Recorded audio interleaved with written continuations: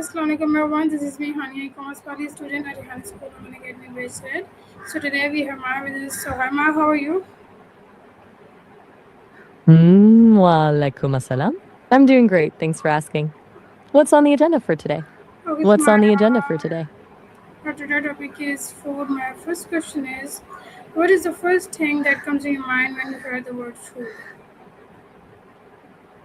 The absolute best part of a late night, probably. I usually think of the comfort of a home cooked meal or that specific kind of excitement when you're waiting for something that's edible to come out of the oven. Okay, why do you think food is such an important part of our lives? Beyond just the fuel part, it's the ultimate social glue. Think about how most of our biggest life moments, from first dates to family traditions, happen around a table.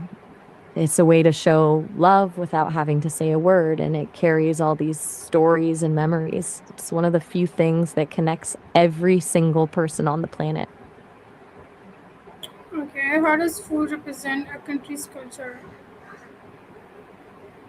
It's like a liquid history book. It's not just about the flavors, it's about the ingredients that survive the geography, like how spices tell the story of ancient trade routes, or how a specific grain shows what people had to fight for to survive in their environment. When you taste a traditional dish, you're basically tasting the geography and the grit of that country's ancestors. What Pakistani food would you recommend to someone visiting Pakistan for the first time? Oh, that's a tough call because there are so many heavy hitters. You absolutely have to start with biryani. It's basically the gold standard. Then there's nihari, which is this rich, slow cooked stew that's basically a hug in a bowl, and karahi, those stir fried curries that just hit different. If they're feeling adventurous, halim or some chapli kebabs are the way to go. Okay, do you think traditional foods are becoming less popular among young people? I can see that happening. It feels like convenience and global brands are starting to crowd out the slower traditional stuff. What do you think is driving that shift? Okay, my next question is, how can we preserve traditional recipes and food traditions? That's the real challenge, isn't it? I think the best way is to move these traditions from just a special occasion thing to part of the everyday. Maybe that looks like community workshops where the experts are the grandparents, or even just documenting the oral history behind a recipe so the story doesn't get lost when the food does. I also think fusion helps. If younger generations can find a way to blend the old flavors with something they already love, it keeps the spirit alive, even if the plate looks a bit different. Okay, what does a healthy diet mean to you? To me, it's less about strict rules and more about balance. It's about eating things that make you feel good physically and emotionally. So it's just as much about the joy of the meal as it is about the nutrients. Okay, why is it difficult for Yeah. people to maintain healthy eating habits? I think it's because healthy eating often feels like a project. Most of us are just tired and stressed, and it's a lot easier to grab something fast and salty than it is to meal prep for the week. Plus, there's this weird friction where the things that are actually good for us often take the most work to prepare and the least effort to ignore. Okay, is eating healthy Yep. always expensive? Honestly, it's kind of a myth. I actually meant that the marketing around healthy eating makes it feel that way. But if you look at the basics, things like lentils, chickpeas, and seasonal veggies are some of the cheapest things in the store. It's usually the prepackaged superfoods and organic convenience stuff that really break the bank. Okay, how can someone make All their right. everyday meals healthier? Start small, literally. The easiest win is just adding one vegetable to something you already love, like tossing spinach into a pasta sauce. Another great move is swapping out refined grains for whole ones, like switching to brown rice or quinoa. And honestly, swapping one sugary drink for water a couple times a day makes a bigger difference than people realize. Okay, what is more important, what we eat or how much we eat? That's the $1 million question. But I think the quality of what we're eating usually wins out in the long run. It's a bit like fuel for a car. You can have a full tank, but if you're putting the wrong grade of gas in, it's still going to struggle. At the same time, you can't just eat a handful of almonds for dinner and call it a day. Those two things have to be in sync for the engine to actually run well. Okay, can food affect our mood and energy levels? It absolutely does. It's basically like a direct line to your brain. When you have those huge sugar spikes, you get that burst of energy, but it's almost always followed by a crash that leaves you feeling exhausted and irritable. And then there's the whole gut connection. It's wild that so much of your serotonin is actually produced in your gut, which is why a heavy processed meal can make you feel sluggish and foggy, while something fresh usually leaves you feeling sharper. Okay, what do you think food will look like 50 years from now? Honestly, I'll bet a lot of it comes down to the lab. I'm thinking we're looking at a world where lab grown meat and algae based proteins become the new normal. It'll be this wild mix of high tech nutrition, like personalized meals printed to exactly what your body needs that morning, and a massive nostalgia movement where people will be paying a premium for the luxury of a real dirt grown carrot. Okay, could technology change the way humans produce and eat food?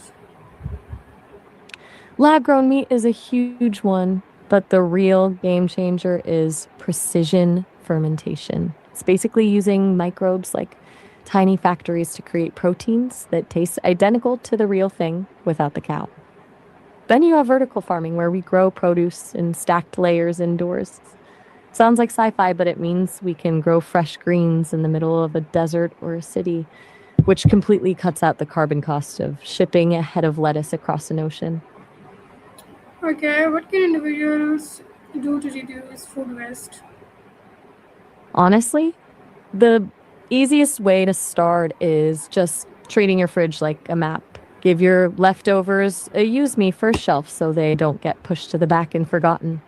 You can also try to be more intentional with your shopping, like buying only what you know you'll actually use in the next few days. And remember that things like stems or peels that usually go in the trash can often be tossed into a soup or a stir fry to stretch a meal a bit further. Okay, why is food waste such an important issue? Because it's just such a waste of everything that went into it. Think about the water, the energy, and all the human work that goes into growing a single vegetable, only for it to end up in a landfill. When food rots in a dump, it releases methane, which is way worse for the climate than the carbon dioxide from cars. It's this strange paradox where we have enough food to feed everyone, but the logistics of waste are so broken that a huge chunk of it never even reaches a plate. Okay, do you think future generations will eat more plant based foods? Yeah, it's becoming a real necessity. It's not just about the planet, though we're already seeing that with the water costs of raising livestock. It's also about scalability. As the population grows, we can't just keep expanding farmland indefinitely without erasing the forests that actually keep the air breathable. Plant based options are essentially the most efficient way to feed the most people, using the least amount of land and water. Okay, if you had to describe food in 2 words, what would they be? That's a tough one. Life, connection. And You nailed it. okay, what do All you right, the think? case is closed. What do you think makes food special to humans? I think it's the memory part. It's wild how a specific smell or taste can instantly teleport you back to being 6 years old in your grandmother's kitchen. Food isn't just about the flavor, it's the only thing that can trigger a memory that vividly. Okay, can food tells us something about a country's history? Absolutely. Every dish is basically a record of what people had, what they traded for, and how they survived. When you see things like salted meats or fermented vegetables, you're seeing the ancient human fight to keep food from spoiling before refrigerators existed. It's the ultimate survival story on a plate. Okay, why do people love unhealthy food even when they know it is not good for them? It's basically a biological trap. Our brains are literally hardwired to love sugar, fat, and salt. Back in the day, those were rare energy sources. So our bodies evolved to reward us with a massive dopamine hit every time we found them. Now that those things are everywhere and engineered to be hyper palatable, it's less of a choice and more of a chemical reaction. Plus, there's the emotional side. We tend to reach for comfort foods when we're stressed, making it as much about the feeling as the flavor. Okay, what do you think people misunderstand about healthy eating? That it's all or nothing. A lot of people treat healthy eating like a switch. You either flip on or off, where one bad meal ruins the whole day. In reality, it's much more about the overall pattern than any single choice. Okay, why are meals often an important part of celebrations?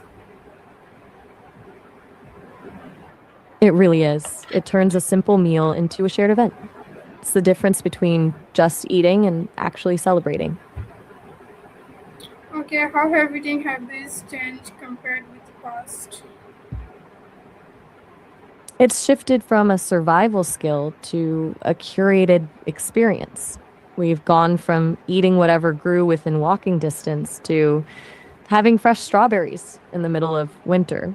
It's incredible, but we've lost that deep intuitive connection to the seasons. In the past, food was this rhythmic, slow process of preserving and prepping for the lean months. Now it's all about instant access and convenience, which is great for our schedules, but it's kind of erased the patience and the local knowledge that used to be the heartbeat of every kitchen. Okay, what is the connection between food and happiness? Oh, it's a powerful one. There's a biological side to it with the dopamine hit from things like sugar or fat, but it's mostly the ritual. The act of sharing a meal creates a sense of belonging, and the comfort of a favorite dish can feel like safety in a single bite. It's one of the most immediate ways we experience joy. Okay, can trying another culture's food help us understand that culture? It's like taking a shortcut into someone's identity. When you try a dish from another culture, you're basically reading their priorities and their values. You're tasting the things they hold sacred, the ingredients they've refined over generations, and the specific ways they show hospitality. It's a much more intimate way of understanding a people than just reading a fact sheet because it's a shared sensory experience. You get a sense of their rhythms and their history through the flavors. Okay, if you could change one thing about the way people eat today, what would you change? It's a really interesting way to put it. If you mean the group we're all a part of and the way we see the world, I think the one thing I'd shift is that we'd start valuing the process as much as the result. We're so focused